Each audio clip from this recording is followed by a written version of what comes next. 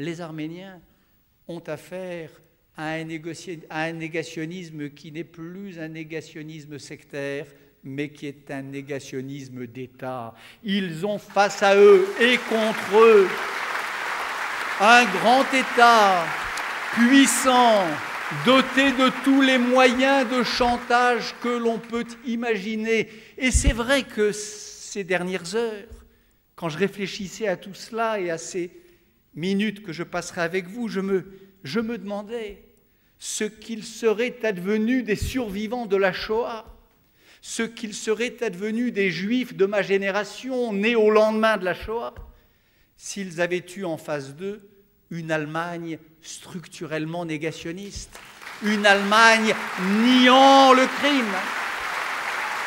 C'est la situation des Arméniens.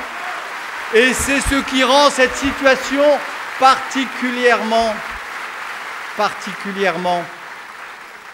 tragique.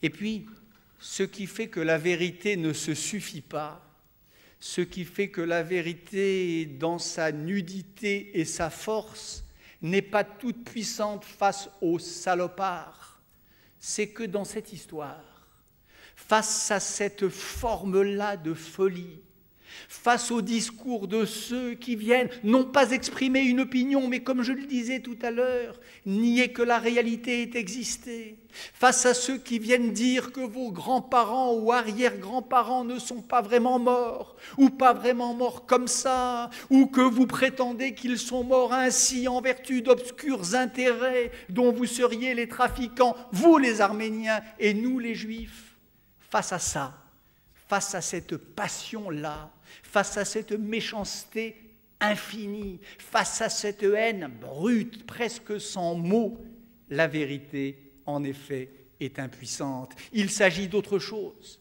que d'un mensonge. Il s'agit d'autre chose que d'un duel entre le vrai et le faux. Il s'agit d'une haine dont nous connaissons bien le nom, une haine antisémite dans certains cas, dans un cas raciste dans l'autre, une haine qui ne peut être arrêtée que par la loi.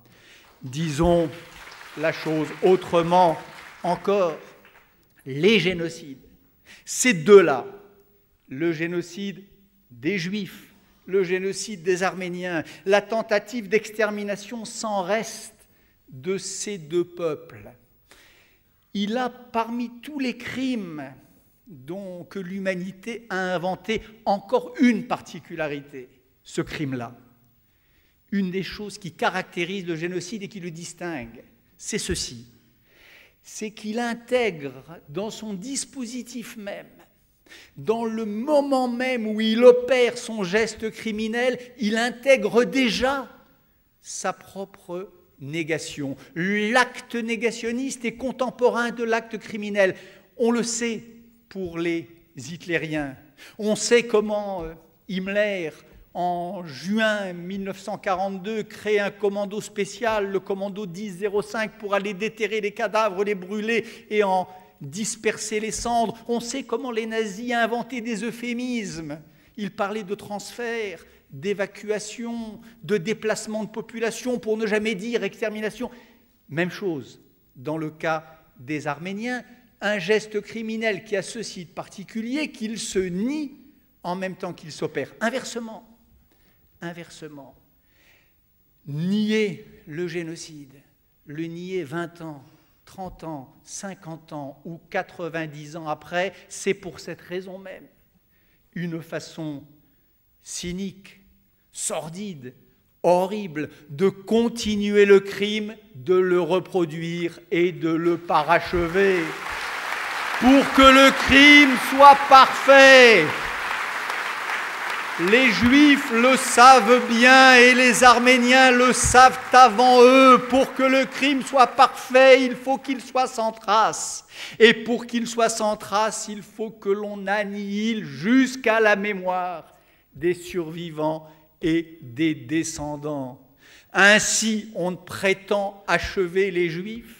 Ainsi, on prétend achever les Arméniens, et c'est la raison pour laquelle le négationnisme peut être à bon droit qualifié de stade suprême du génocide, et c'est la raison pour laquelle il est si important qu'il soit sanctionné par une loi.